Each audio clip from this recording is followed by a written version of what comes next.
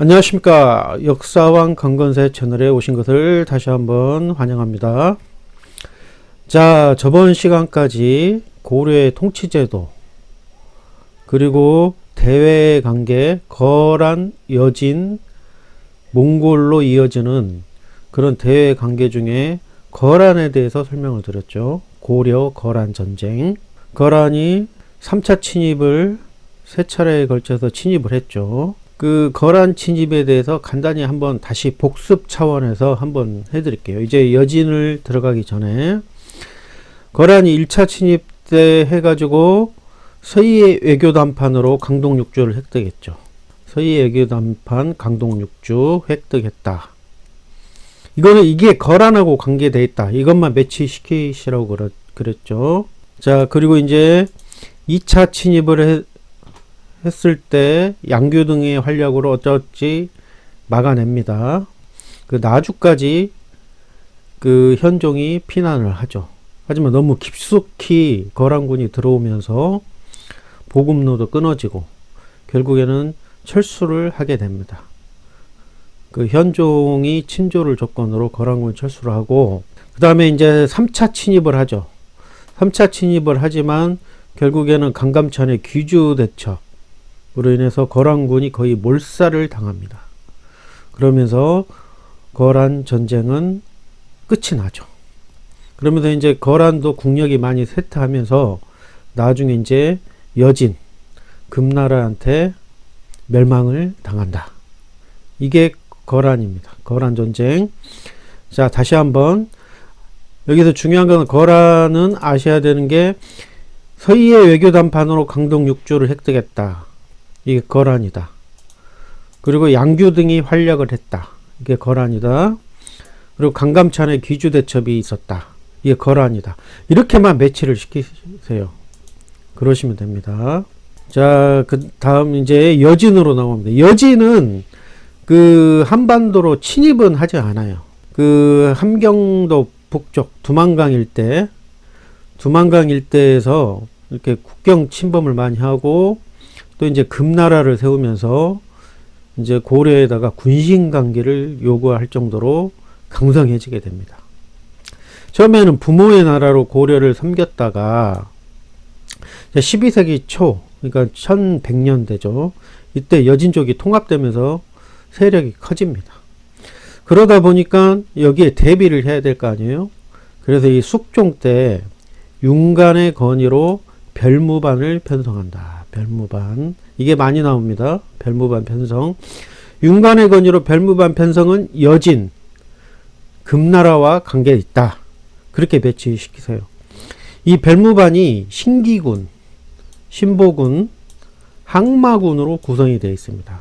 이 세 개의 부대로 구성되어 있는데, 신기, 기자죠. 기자, 기병입니다. 기병. 그리고 보병, 걸어다니는 병사들이죠. 항마군은 이게 뭐 말로 생각하시면 안 되고 승병입니다. 그 승려들로 이루어진 군대가 항마군이었다. 이게 여진족이 유목민족이다 보니까 말 타는 데 익숙하잖아요. 거기에 대비해서 이 기병을 보강을 해가지고 이 별무반을 편성해가지고 그 두만강 쪽에 배치를 하죠. 배치를 하면서 이제 동북 구성도 축조를 하죠. 그러니까 여진족을 북방으로 몰아내고 방어를 위해서 축조를 합니다. 동북 구성. 자, 윤간의 별무반 동북 구성이 나오면 여진과 관련돼 있다. 자, 그리고 여기 별무반 동북 구성 이게 나오면 이게 또 비교 분석을 들어가야 되겠죠. 계속 나옵니다. 계속 반복이 됩니다. 동북 구성을 축조를 했잖아요. 동북 구성. 이거는 여진족과 관계이다.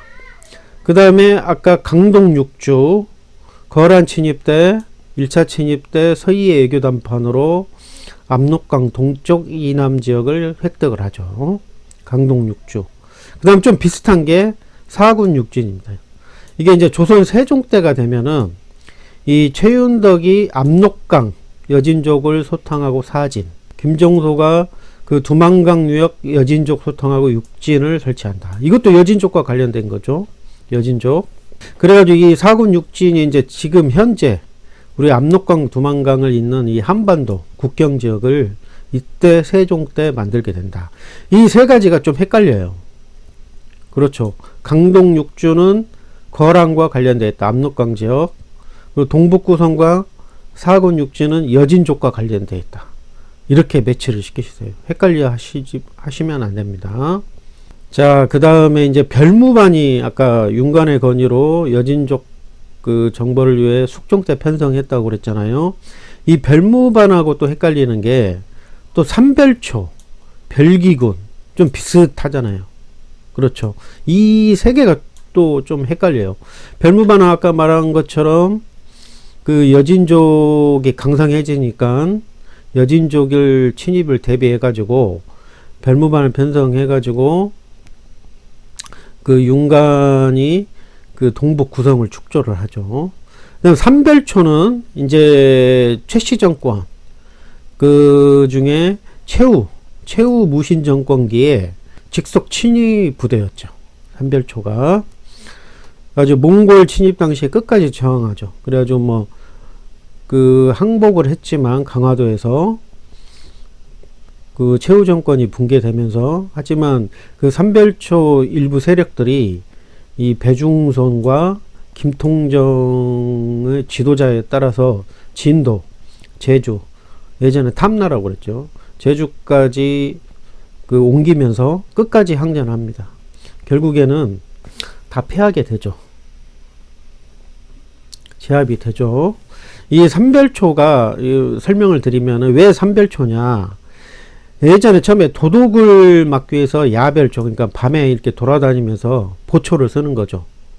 밤에 돌아다니면서 이게 도둑 막기 위해 야별초를 만들었었는데 이게 좌별초, 우별초로 분리된 다음에 나중에 이제 몽골 포로로 잡혀갔던 병사들로 구성된 이제 신의군이 추가돼가지고 이 세 개 부대를 합쳐서 삼별초라고 한다. 별무반도 세 개 부대죠. 신기군, 신보군, 항마군. 삼별초도 좌별초, 우별초, 신의군. 이런 식으로 구성되어 있다. 예, 헷갈려 하시면 안 됩니다.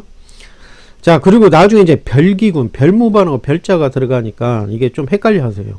별무반은 고려 때, 별기군은 조선 고종 때입니다. 1880년도에 이제 개화정책 총괄 기구를 만드는데 이게 통리 기무 아문이거든요. 여기에서 주도로 창설된 신식 군대다. 이 별기군 때문에 일어난 변란이 있죠. 뭐 직접적인 건 아니지만 이모군란이 일어나죠. 이모군란이 그 구식군대가 반란을 일으키죠. 구식군대들이 이제 이 신식군대들이 새로 생기니까 좀 차별이 심했겠죠. 그 구식군대들한테 차별이 심하고 막 녹봉도 잘 지급이 안 되고 하다 보니까 거기에 반기를 들고 이제 이모군란이 일어나는 계기가 되는 게 이 별기군 신식군대입니다. 자, 별무반, 삼별초, 별기군. 자, 용어들을 익숙해져야 돼요. 이걸 헷갈려 하시면 안 됩니다. 자, 여진과의 관계에서 윤관의 건의로 별무반 편성했다. 그래서 동북구성 축조했다. 이거는 여진 쪽 금나라와 관계되어 있다. 그렇게 매치를 시키시면 됩니다. 자, 넘어가서 자, 그 여진족이 강성해지고 그런 와중에 내부 변란이 있었다고 그랬잖아요. 이자겸의 난도 일어나고 묘청의 난도 일어나고 또 무신정변도 일어나잖아요. 자, 이자겸이 누구냐면은 이 외척 세력이었대요. 그러니까 왕비 쪽 세력이었죠. 이 외척 세력이었는데 워낙 강성하다 보니까 이 왕이 그 이자겸을 제거하려고 그랬어요. 측근들을 좀 모아가지고. 그런데 이제 이자겸이 선수를 친 거죠. 이자겸하고 척중령 이 선수를 쳐가지고 반란을 일으켜가지고 권력을 잡습니다. 자, 이자겸이 권력을 잡고 이제 그 와중에 여진이 이제 금나라를 1115년도에 그 이미 건국을 하죠. 건국을 한 다음에 거란, 요 나라를 멸망시킵니다. 엄청나게 강성해졌겠죠. 거란까지 멸망시키니까. 그런 와중에 이제 원래 형제 관계를 요구하다가 아까 말씀드린 것처럼 여진족은 고려를 원래 부모의 나라로 섬겼었잖아요. 부모의 나라로 섬겨가지고 좀 무서워하는 그런 것도 있었겠죠.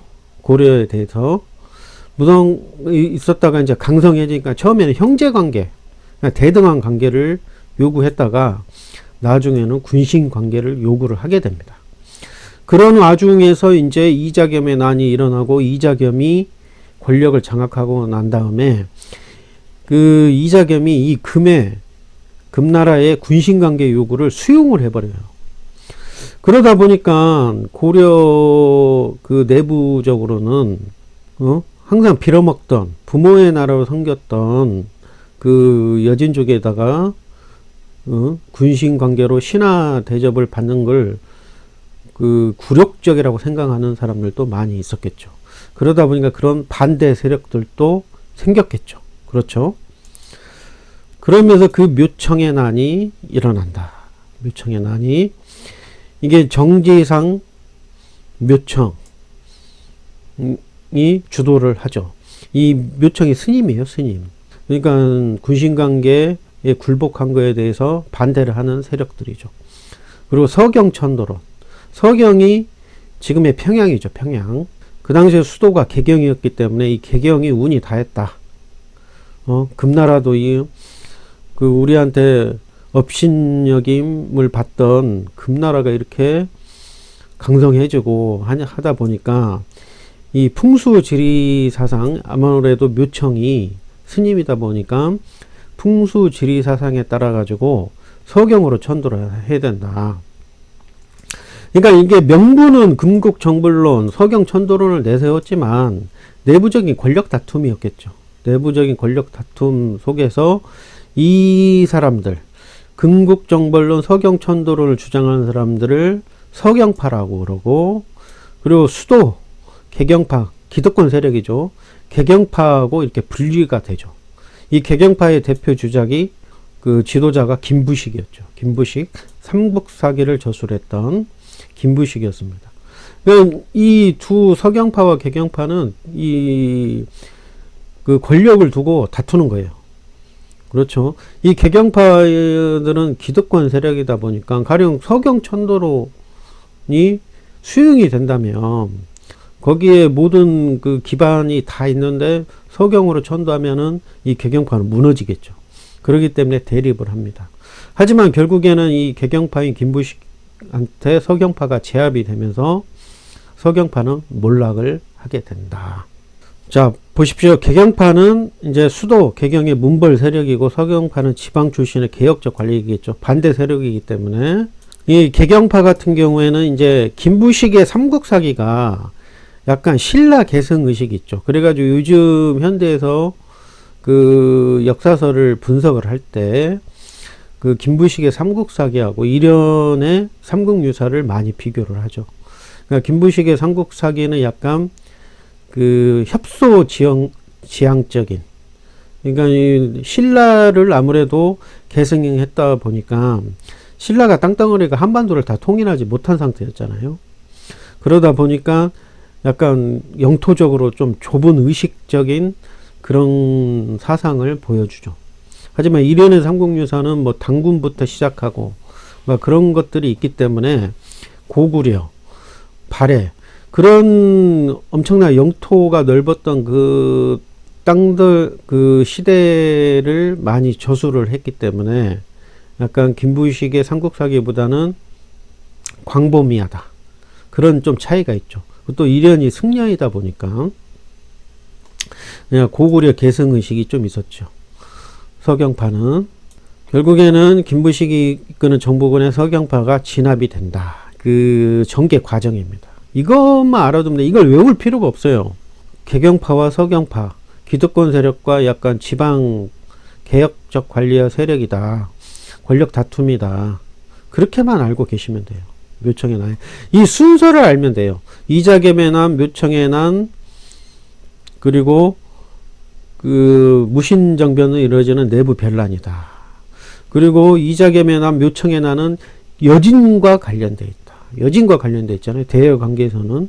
묘청에나 근국 정벌론도 있고, 그렇게만 배치를 시키시면 돼요. 자, 그리고 이제 무신정변이 일어나죠. 이제 무신정변이 이게 중요하기 때문에 문제로서 거의 시험을 보면은 한 번씩 조금씩은 나온다. 그렇게 보시면 돼요.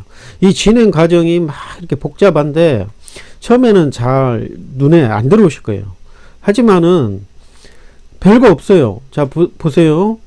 1170년 이 연도는 알 필요 없고, 그 정중부, 이방, 이제 인물들은 좀 아셔야겠죠. 정중부, 이방 등이 최초로 난을 일으킵니다. 가지고 의종을 폐위를 시켜버리죠. 그리고 권력을 장악하죠. 무신정변이 왜 일어났다고 그랬죠? 그렇죠. 그 당시에 고려시대 때 이 무신들은 문신들한테 굉장히 억압을 당했어요. 이제 조선시대로 넘어가면 묵가라는 그 과거 제도가 있어가지고 정식으로 이렇게 관료가 됐죠. 이 과거제를 통과하고 나서, 그래서 이 양반이라는 게 문반, 무반을 합쳐서 양반이라고 그래요. 그러니까 무반도 양반 계급이었죠. 그런데 이제 고려시대 때는 어떤 과거제로 등용이 되는 게 아니고, 좀 싸움을 잘한다거나, 좀, 무예가 뛰어나거나, 그런 사람들이, 이 문신들이 약간 사병 비슷하게 데리고 다녔던 거죠. 그러다 보니까 이 무신들에 대한 그 대우가 그렇게 좋지는 않았어요. 문신들도 많이 억압받고, 그러다 보니까 밑에 있던 뭐 평민들이나 노비들도 그렇게 무신들을 그렇게 대우를 안 해주는 그런 분위기였죠. 아무래도 무신들 중에도 막 그 노비 출신들도 있을 거 아니에요? 평민 출신들도 있을 거고, 왜냐하면 무예만 잘하면 그 권력자들한테 뽑히고 그랬으니까. 그런 와중에서 그 무신들이 이제 이자겸이 권력을 잡고, 또 뭐 묘청의 난도 막 일어나고 막 복잡한 때였잖아요. 그런 와중에서 정치적으로 복잡한 때 이제 자기들을 대우가 안 좋기 때문에 이제 무신들이 반란을 일으켜가지고 무신 정변을 일으킨다. 그 무신 회의기구인 중방 중심으로 정권을 장악합니다. 이제 왕은 허수아비가 되죠. 자, 무신 정변이 일어나니까 이제 거기에 대해서 이제 반대 세력들도 있을 거 아니에요. 서경유수 조이총의 반란이 일어납니다. 뭐 토벌 명분으로 봉기하면 실패하고, 또 김보당이 또 이제 폐위된 의종 복위 운동을 하지만 이것도 실패한다. 이것도 가끔씩 그 지문으로 나와요. 서경유수 조이총 반란, 김보당의 의종 복위 운동이 나오면 무신정변과 관련되어 있다. 그렇게만 알면 돼요. 서경유수 조이총 반란이 뭔지, 김보당의 의종 복위 운동이 뭔지, 그런 것까지는 아실 필요 없어요. 이게 무신정변과 관련된 거다. 그렇게만 아시면 돼요.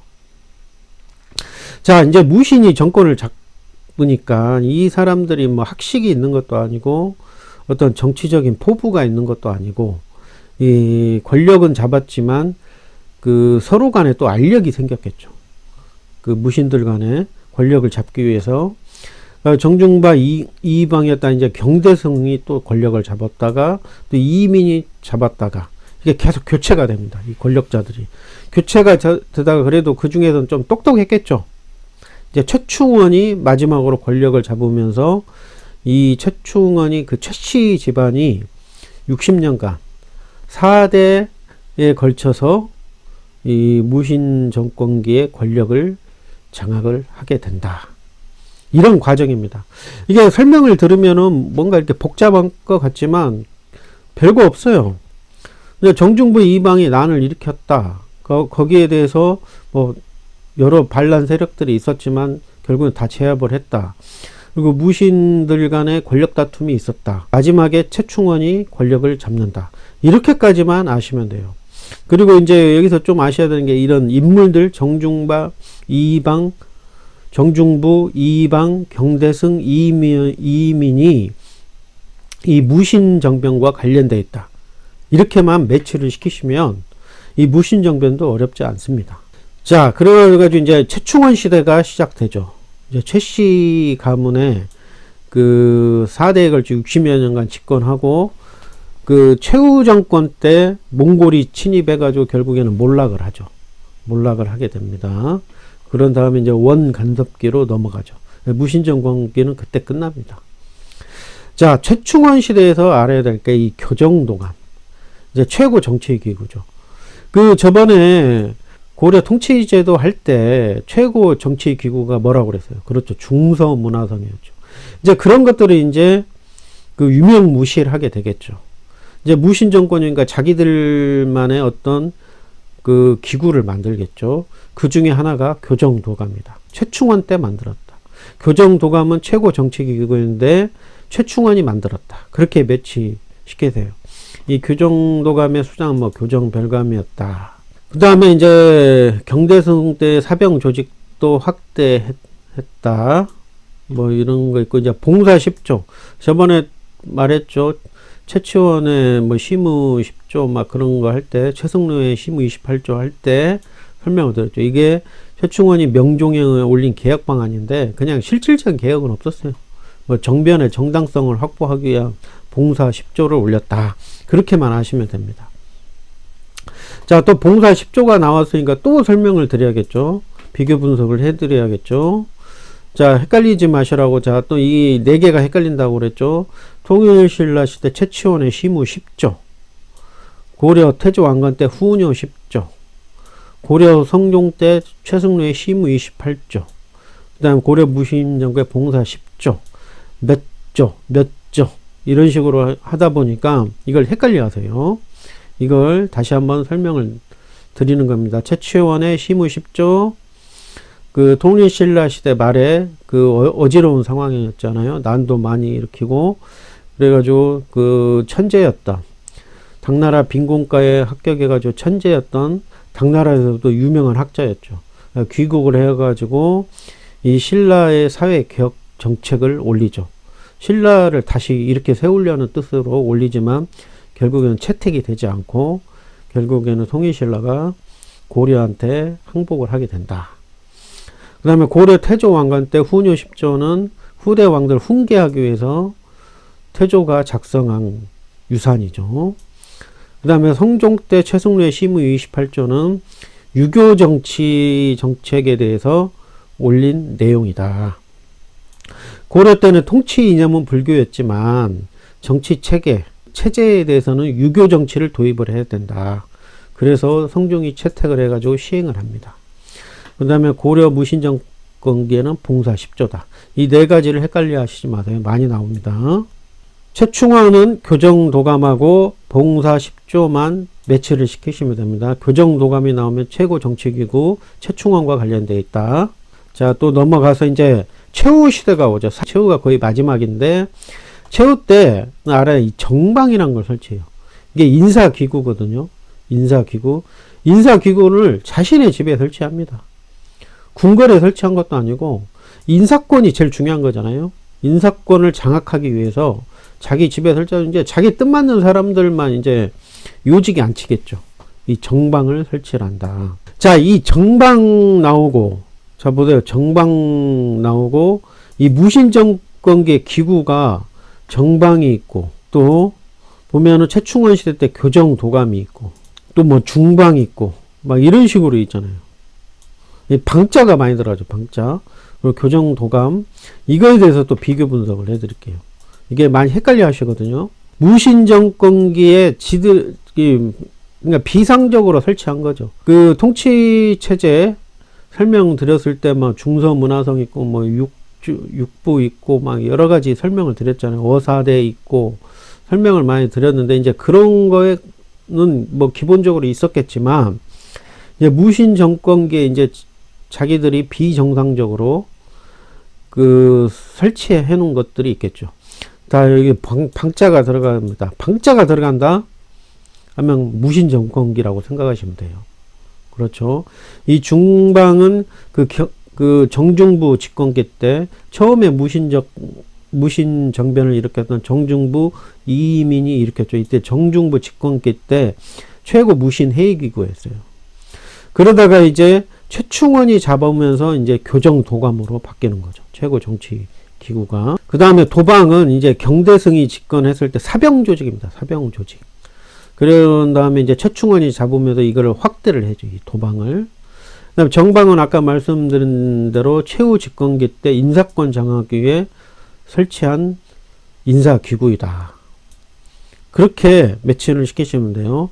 자, 방자 들어가면은 중방, 도방, 정방 들어가면, 방자 들어가면 무신 집권기에 비정상적으로 설치한 기구이다. 그렇게 보시면 되고, 이제 교정 도감까지 포함해서 교정 도감은 최충원과 관련되어 있다. 이렇게만 매치를 시키시면 헷갈리지 않으실 거예요. 그리고 이제 다시 최후 시대 정방 인사행정기구다. 이것만 잘 매치를 시키시고, 최충원 때는 교정도감이다. 그렇게 매치를 시키시고, 아까 삼별초 설명을 드렸죠.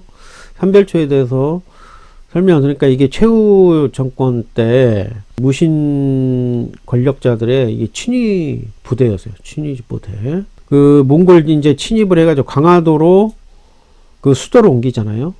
몽골이 침입하면 강화도로 이제 이 삼별초도 따라왔겠죠. 그런 다음에 이제 결국에는 이 무신 정권이 몰락을 하고 축출이 됩니다. 축출이 되면서 이제 몽골한테 항복하고 개경으로 환도를 하죠. 환도를 하지만 이 삼별초는 그 같이 환도를 하지 않아요. 왜 그러겠어요? 무신 정권의 친위 부대였기 때문에 이게 따라가면은 이제 거의 죽임을 당하겠죠.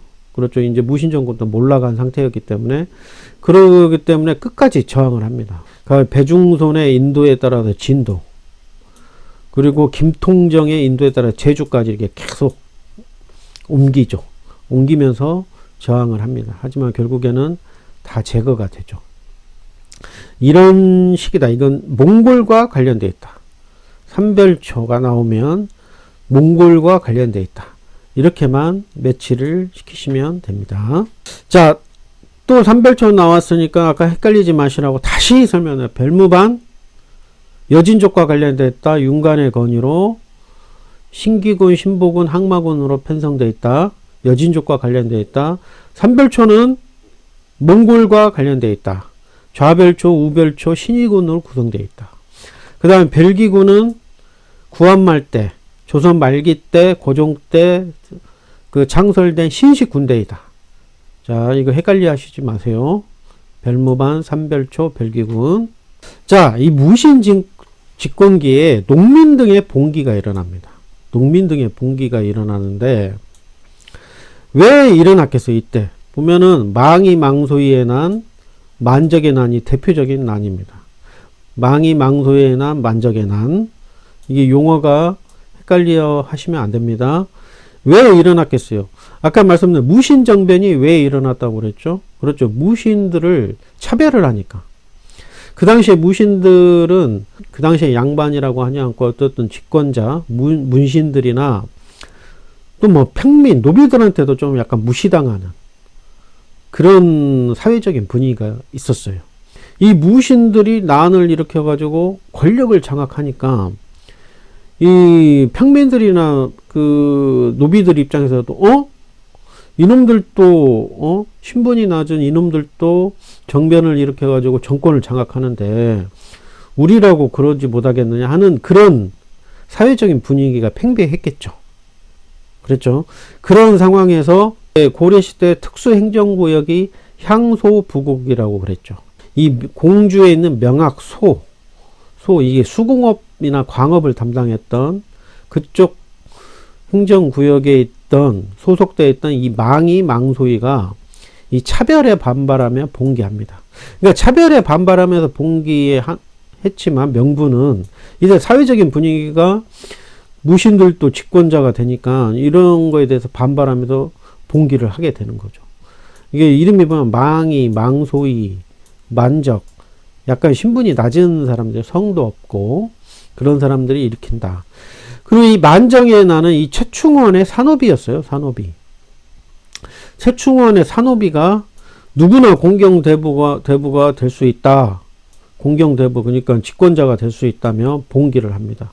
왜 그러냐? 아니, 최충원도 무신인데 그 당시에 좀 약간 차별을 받던 무신인데 정권을 장악하니까 거기에 노비였던 이제 만족도 나라고 이 집권자가 될 수 없느냐 하는 그런 뜻에서 이제 봉기를 하려고 합니다. 봉기를 하지는 못해요. 봉기를 하려고 이제 사람들 모으고 모의를 하다가 발각이 되죠. 이런 사회적인 분위기에서 일어난 난이다. 그렇게 보시면 돼요. 자, 여기서 중요한 거는 망이망소의 난, 만적의 난이 그 무신 정변 후에 무신 집권기에 일어난 난이다. 이거는 그 통일신라 시대 말에 일어났던 그 사회적으로 굉장히 혼란했던 그런 망해가기 전에 그 왕조가 망해가기 전에 일어났던 난과는 좀 틀리다. 무신 집권기의 어떤 분위기에서 나도 공경대부가 될 수 있다는 그런 분위기에서 일어난 난이다. 고 이렇게 매치를 시키시면 됩니다. 자, 이렇게 난들이 많이 나오잖아요. 역사적으로. 난이 많이 나오면은 헷갈려요. 뭐 통일신라 시대도 있었고 고려 시대도 있었고 또 이제 조선 시대도 들어가면 또 난이 나오죠. 이거를 또 비교 분석을 해야 됩니다. 이게 이제 시대별로 막 넘나드니까 헷갈려 하시고 좀 힘들어 하실 수 있지만 이때 한 번에 그 정리를 해 놓는 게 중요합니다. 자, 헷갈리지 마시라고 제가 이 난들을 정리를 했어요. 뭐 통일신라 시대, 고려, 조선 시대 이렇게 쭉 있죠. 지금은 이걸 어떻게 다 알아야 되느냐 하지만 다 아실 필요 없어요. 그 중요한 내용들에 대해서 이 시대별로 매치만 잘 시켜놓으면 돼요. 시대별로 매치만 잘 시켜놓으면은 이게 또 뒤에 가면 또 설명을 또 반복해서 드릴 거거든요. 그러니까 이번에 여기에 대해서 쭉 설명을 드리면은 어려워하시지 마시고 이런 것들이 있었구나만 아시면 돼요. 다시 또 반복이 되면은 눈에 익숙해지면은 머릿속에 들어오게 되거든요. 자, 통일신라 시대 때 보통 우리가 난을 하면은 그 밀란이나 또 노비들의 반란이나 이 난들이 대부분 이제 왕조가 흔들리고 왕권이 약해지고 그 하다 보니까 난들이 일어났겠죠. 그 중앙의 통제가 잘 안 되니까 안대가 이런 것들이 농민 봉기다. 그리고 고려 시대는 아까 말한 거지 무신 정권기 때 무신들도 집권자가 되는데 우리라고 못하겠느냐 하면서 일어난 거고, 이제 조선 시대로 넘어가면은 이 난들이 보통 권력 그 양반들이 일으키는 난들이에요. 이시의 난, 뭐 이괄의 난, 또 뭐 이인재의 난 이런 양반들이고, 이제 홍경래의 난, 임술농민하면 이제 조선 말이잖아요. 이때는 약간 그 왕권이 약해졌을 때 일어나는 난이다. 그렇게 보시면 돼요. 자, 하나하나 차근차근 해보겠죠. 자, 통일신라 시대에는 이 김음돌의 난, 김원창의 난, 장보고의 난, 이 김원창의 난, 장보고의 난 신라 말, 통일신라 말의 그 혼란기의 이제 권력 다툼이죠. 그리고 김음돌의 난 681년도잖아요. 굉장히 차이 나죠. 이게 언제라고 그랬어요? 그렇죠. 신문왕.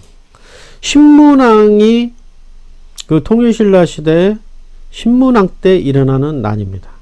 그러니까 문무왕이 그 신라를 통일해가지고 통일신라를 건국하고 그 아들인 신문왕이 이제 왕의 즉위를 하죠. 그 즉위를 한 다음에 그 당시에 신라는 어떤 사회라고 그래서 굉장한 신분 사회라고 그랬죠. 그 진골, 성골, 그 귀족 세력들의 힘이 굉장히 강한 상태였죠. 그래가지고 그 왕이 됐지만 이제 신라가 통일을 하고 신문왕이 문무왕의 뒤를 이어서 왕이 됐지만 여전히 이제 진골, 성골 그 귀족 세력들의 힘이 강했었죠. 그런 상황에서 신문왕의 장인인 김음돌, 이게 신문왕의 장인이에요. 왕비 아버지죠. 장인이 김음돌이 난을 일으킵니다. 이게 진골 세력이거든요. 진골 세력이 이제 권력을 잡기 위해서 이제 난을 일으켰죠. 하지만 그 신문왕이 제압을 합니다. 그러면서 이제 통일신라 시대가 이제 체제를 잡아가기 시작하죠. 귀족들을 좀 억눌렀으니까. 그러다가 쭉 가다가 거의 200여 년, 150, 160년 지나고 나서 이제 해공왕, 그 어린 해공왕이 즉위를 하니까 다시 이제 권력 다툼이 심해졌겠죠. 이제 신라 말이 되다 보니까 왕권이 많이 약해졌겠죠. 거기에다가 이제 어린 해공왕이 즉위를 하다 보니까 서로 이제 진골 성골들 이 귀족 세력들끼리 권력 다툼을 하게 됩니다. 하게 되고 결국에는 해공왕이 죽게 되거든요. 죽으면서 이제 더 심해지죠. 그런 와중에서 이제 그 서로 막 왕이 엄청나게 많이 바뀌어요. 그런 상황에서 이 김원창이 웅진도독부, 그 다음 지금의 이제 공주죠. 웅진이 공주라고 그랬죠. 그쪽 이제 전라도 땅의 도독이었던 이 김원창이 아버지 김주원이 왕이 될 줄 알았는데 밀려납니다. 왕이 못 되기 때문에 이 김원창의 난을 일으키게 되죠. 어차피 이것도 제압이 되고, 그 다음 또 장보고 유명하죠. 장보고 그 동아시아 해상권을 장악했던 이 청해진을 설치해가지고 이 장보고도 이 정치판에 뛰어들어요. 그래가지고 장보고의 딸을 왕비로 삼으려고 했다가 이게 실패를 합니다. 그러다 보니까 난을 일으킨다. 자, 김움돌의 난, 김원창의 난, 장보고의 난이 통일신라 시대다. 이렇게만 아시면 돼요. 그리고 이거는 권력 다툼 관련된 난이었다. 그렇게만 아시면 됩니다. 그 다음에 이제 통일신라 시대 말에 이렇게 막 집권 세력들도 이렇게 서로 난을 일으키고 서로 권력 다툼을 하면서 막 사회가 혼란스러워지잖아요. 그러다 보면 수탈이 심해지고 하다 보니까 결국에는 원종과 외노의 난, 적고적, 붉은 바지 도적이라는 뜻이죠. 이 적고적의 난이 일어납니다. 자, 원종과 애노의 난, 적고적의 난이 일어나면 통일신라 시대다. 이렇게만 매치를 시키세요. 자, 그 다음에 이제 고려시대는 아까 설명드렸죠. 망이 망소의 난, 만적의 난. 설명을 드렸으니까 다시 설명 안 드릴게요. 자, 그러다가 이제 조선시대로 넘어가면은, 그, 아까 설명드린 것처럼, 이 홍경래의 난, 임술농민봉기는 그 조선 말, 이제 왕권이 약해졌을 때 일어나는 난이고, 이제 나머지, 난은 권력자들끼리, 그러니까, 좀 힘 있는 사람들끼리 자기에 대한 불만에 대해서 일으키는 난이다. 그렇게만 아시면 돼요. 그러니까 이게 어느 시기쯤 일어났다. 그것만 아시면 돼요. 뭐 이 시의 난이 뭐다. 이괄의 난이 뭐다. 이런 식으로 문제가 나오는 건 아니고, 이게 시기 문제가 나올 때 이런 것들을 한두 개씩 지문에 끼워 넣겠죠. 끼워 넣다 보면은 헷갈려 하실 수 있으니까 어느 시기 때쯤이다. 뭐 어느 왕까지도 아실 필요 없어요. 왕까지 나면 어느 시기 뭐 조선 중간인지 조선 말인지 그 정도만 아셔도 충분히 문제 푸는 데는 어렵지 않습니다. 하지만 제가 내용을 적어 놓은 거는 이해가 빠르게 되도록 적어 놨다. 그렇게 보시면 됩니다. 자, 보십시오. 다 이시입니다. 이시. 이시의 난, 이괄의 난, 이인자의 난입니다. 자, 이시의 난은 세조 때 일어납니다. 세조 때. 세조가 누구예요? 수양대군이죠. 단종을 몰아내고 세조가 거의 쿠데타로 왕이 되죠. 그 쿠데타로 왕이 된 사람이 딱 2명 있다고 그랬죠. 누구예요? 그러니까 반정이기보다는 약간 그 왕을 몰아내고 한 거죠. 태종 이방원하고 수양대군 세조죠. 아무래도 이제 쿠데타로 일어났기 때문에 왕이 됐기 때문에 약간 급진적인 정책을 취한다. 그래가지고 이 함길도, 지금의 함경도도 이 호족이었어요. 이시애가. 근데 이 세조가 집권을 하면서 이 함경도가 어느 쪽이었어요? 그렇죠.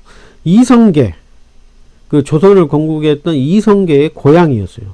고향이었기 때문에 이 함경도 지역을 좀 우대를 해줬어요. 그래가지고 그쪽 호족들이 그 지방을 다스리도록 했어요. 중앙에서 어떤 관리를 파견한 게 아니고. 근데 이제 수양대군인 이 세조가 즉위하고 나서 중앙에서 관리를 파견하니까 그 당시에 호족이었던 이시에는 불만이 있었겠죠. 그래서 난을 일으킨다. 근데 조선 초죠. 조선 초. 1467년도에. 조선 초입니다. 그 정도만 아시면 돼요. 이시의 난이 이런 거였다. 그리고 조선 초 세조 때였다. 그 다음에 이제 이괄의 난은 인조 때죠. 인조 때. 인조 때가 일어난 전쟁이 뭐예요? 병자호란이죠. 자, 병자호란이 일어나는 이때죠. 이때가 이제 조선 중후기죠. 조선 중후기. 이괄이 누구냐면 태정, 태세, 문단세, 애성, 연중, 임명선, 광인. 광해군을 몰아내고 인조가 반정을 일으키잖아요. 광해군을 몰아내고 인조 반정을 일으키는데 그 당시에 참여했습니다. 이괄이 참여를 했는데 이제 반정을 성공했으니까 이 공신들한테 농공 행상을 통해서 그 어떤 뭐 토지도 내리고 관직도 내릴 거 아니에요. 그게 농공 행상인데 막 1등급, 2등급, 3등급으로 내려가지고 좀 차등을 더 가지고 농공 행상을 하죠. 근데 이괄의 입장에서는 자기는 열심히 참여해가지고 높은 등급을 받아야 되는데 낮은 등급을 받다 보니까 거기에 불만으로 봉기를 하게 된다. 이게 이괄의 난이다. 결국에는 이 봉기가 실패를 해가지고 그 당시에 후금이 이제 강력해지거든요. 후금이 강력해지는데 여진족 이 후금 쪽으로 도망가가지고 투항을 하고 나중에 이제 후금이 침입을 해가지고 뭐 병자호란을 일으킬 때 그때 같이 따라옵니다. 이괄도. 약간 지금으로 보면 약간 그 배신자죠. 배신자. 이괄의 난이 인조, 조선 중후기 때, 이때 일어났다. 그렇게만 시대별로 매치를 시키시면 됩니다. 자, 그 다음에 이인자의 난은 조선 후기죠. 영조 때 일어납니다. 영조 때. 영조 때 좀 일어났다는 게 좀, 그렇죠. 근데 이거는 왜 일어나냐면 이인자가 이 영화로도 많이 나오죠. 막 엄청 무예가 뛰어난 사람으로 이렇게 많이 나오는데, 이 영조가 즉위할 때, 그 태정, 태세, 문단세, 애성, 연중, 임명선, 광인, 효연, 숙경, 영이잖아요. 경종 다음에 영조입니다. 이 숙종이 엄청나게 오래 그 집권을 하다가 왕으로 있다가 이제 경종이 즉위를 합니다. 이 경종이 따르던 세력이 소론 세력이었어요. 소론 세력. 근데 이 경종이 한 3년 만인가 죽습니다. 그 영조가 이 경종의 배다른 동생이었어요. 배다른 동생. 그러니까 후궁의 아들이었죠. 후궁의 아들이었는데 이제 소론이 경종에 붙어 있다 보니까 노론 입장에서는 이 영조를 따르게 됩니다. 그다음에 경종이 3년 만에 죽고 영조가 즉위를 하죠. 배다른 동생인데 새 제로 이 노론의 그 힘을 얻어서 새 제로 세자책봉이 되죠. 그러다가 결국에는 경종이 3년 만에 죽고 영조가 즉위를 하죠. 그러면서 이제 3년 만에 죽다 보니까 이 경종을 따르던 소론 세력들 간에 그런 게 퍼졌기 때문에 독살설도 퍼지고 하게 됩니다. 하게 되니까 이 이인자가 소론 세력이거든요. 이 소론 세력들을 뭉쳐가지고 난을 일으킵니다.